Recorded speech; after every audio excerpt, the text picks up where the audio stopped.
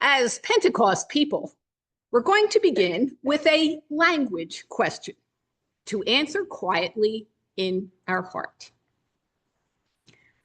How many languages do you speak or understand? Remember your answer, and toward the end of the homily, we'll come back to this.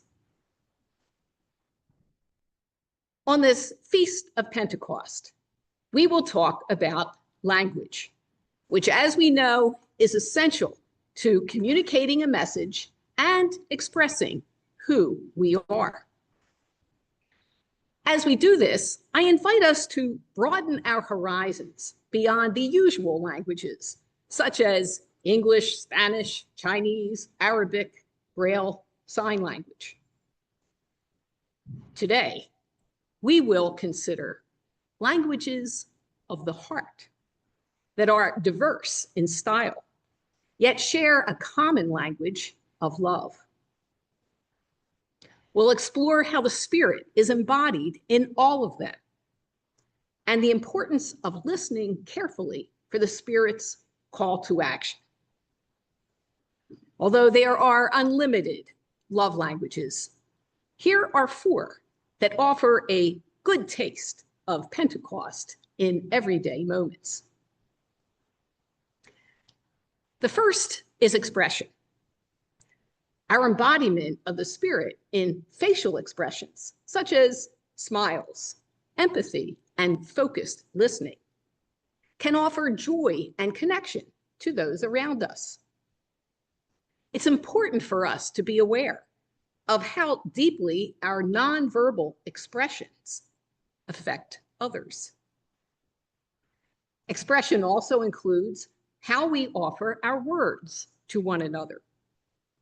For example, last month, I read an article in which Michelle Obama spoke about some of the fun aspects of her relationship with Barack, saying that teasing is our love language. I felt lightness and laughter oozing out of these words. I actually broke up laughing as I was reading and experienced in them an expression of love, a fun-loving, fiery Pentecost love. In both verbal and nonverbal expression, it is essential that we be intentional in how we convey our love. The second language is nature. For the past 3 months, I have taken an outdoor and nature companionship course. This course involved a ton of reading, some writing, many outdoor experiences, and the opportunity to create a nature immersion experience and guide fellow students through it. Although nature has always been a love language for me, through this course, my awareness of nature as life-giving, healing, and full of unlimited learnings soared to new heights. I believe our appreciation of nature is something that we continue to grow into, no matter what our age. As a quick example, when I was in Colorado recently, I went worm hunting with our 3-year-old granddaughter, Tenley. We both had so much fun. It had rained the night before, so the worms were plentiful. Over the space of about a half mile, we found 43 worms, 40 of whom were alive. It was an opportunity for Tenley to learn to pick up the worms carefully, hold them gently, and appreciate their bumpy texture and wiggly movements, and then to softly put them back in a safe place on the earth. She was smiling and loving every minute, and honestly, I was too. It was one of the best things of the whole trip.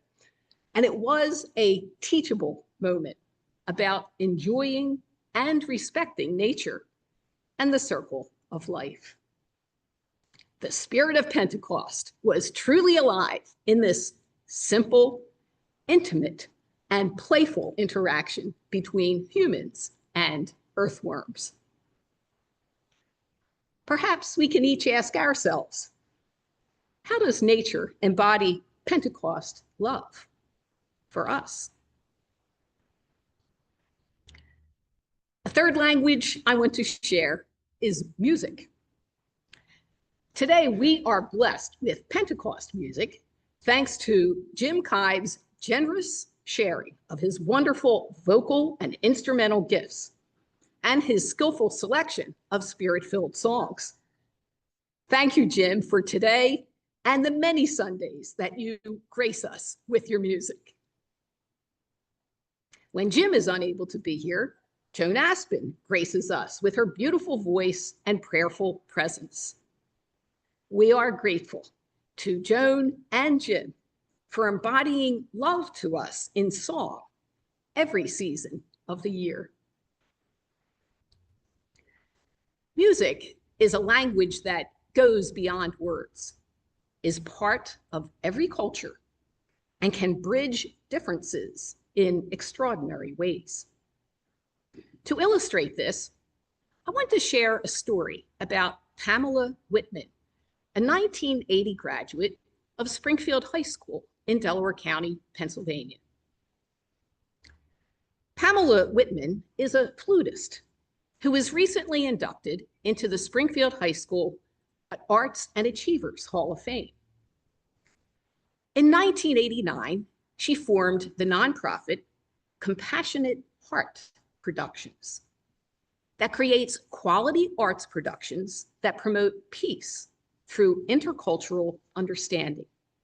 Her work has touched audiences around the world, including Nepal, China, Costa Rica, and Peru, as well as in the United States, on Native American reservations, in New York and Hollywood, and at spiritual centers and performing arts centers. She created and directed the multicultural world rock band, World Color.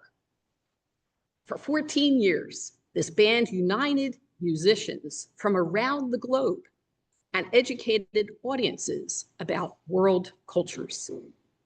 She was also honored in 2002 for her international humanitarian work as an artist. And in 2025, will perform an arts residency on the Hopi Reservation in Arizona. I believe throughout her life, Pamela Whitman drew deeply from the spirit within. She did this as she enjoyed music growing up, as she pursued her university studies, and as she followed her calling to bring people of various cultures together peacefully through music. Her life is a living Pentecost that embodies music as its love language. The fourth language is presence. Truly being present to one another is the greatest and most loving gift we can offer. Whether a time of deep joy, great sadness, or an ordinary everyday moment, Pentecost calls us to embody this love language. When I think of presence, I remember Caryl Nelson, who was a member of our faith community for many years and passed away a couple years ago. Carolyn had a peaceful way of being that always made me feel better. She didn't need to say a word. I just felt her peaceful energy flowing between us and into my being. Even now, when I think of her, I still feel her peaceful presence. Today's reading, Wind, Wind, a reflection on the Spirit, speaks of the wind in the wonders of new life. Our new grandbaby, Kinley, enfleshes this wonder through her presence. As I held her, her loving cuddles, snuggly warmth, and soft skin, gently yet powerfully percolated into my being. Kinley, even at the tender age of 6 weeks, fully embodies the love language of Pentecost, presence. Expression, nature, music, and presence are just some of the unlimited ways the Spirit speaks and calls us to be and act in the world. Earlier, I asked how many languages you speak or understand. This week, ponder what love languages you speak and how the breath of God, the Spirit of life, is moving you to embody love more fully.